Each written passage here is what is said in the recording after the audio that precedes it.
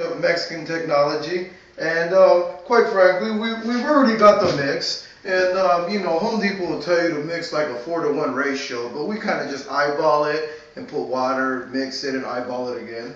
But now that we have this, this is not in any way affiliated with the Scott's company, and we have to have a bucket of warm water, ladies and gentlemen. Gotta keep clean.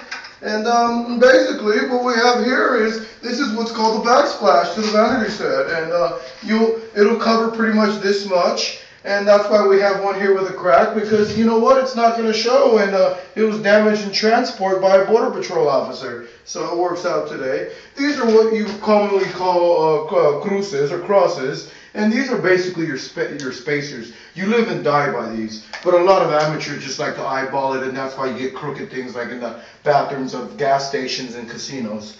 But basically, it's a very simple job, ladies and gentlemen. You basically grab your masilla, as you will, and you slap it there on the edge, and you know, you want to make sure to give it a nice little smooth. And right now, it's going to look dirty, but that's okay, because I'm not done yet. I have to smooth this out and give it enough. And you always want to make sure to go over the line. See this line here? That's where the tile comes up to, but you want to go above that because you have to grab on it. So let's go ahead and do this for the audience members here.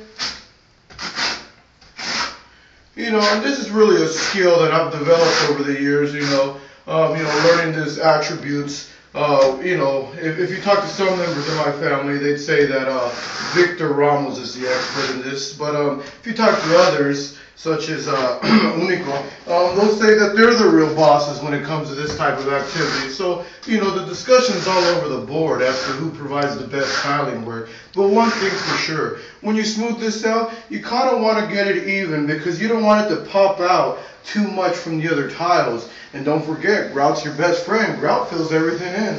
So now that we got some adequate amounts in there, we're gonna flatten this out, ladies and gentlemen. You see that? Now that's what you want to see right there. You really want to see that even contour of the wall like that. See how it doesn't jut out too much in too many places? And don't forget, more is better than a little, because you can always correct it. You can always go back and flatten it out with the piece of tile there.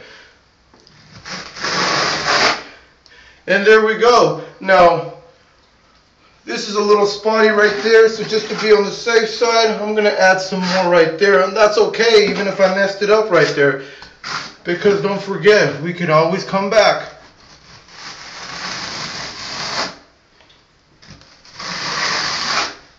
Voila, ladies and gentlemen. So let's go to our spacers here.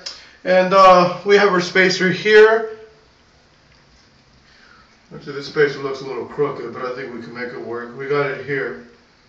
And don't forget, all this edging is going to come out anyways. We have a tile that wasn't going to be able to be used, but since you're not going to see this, because the vanity is coming up to here, it doesn't matter. So we saved ourselves a piece and a trip to Mexico.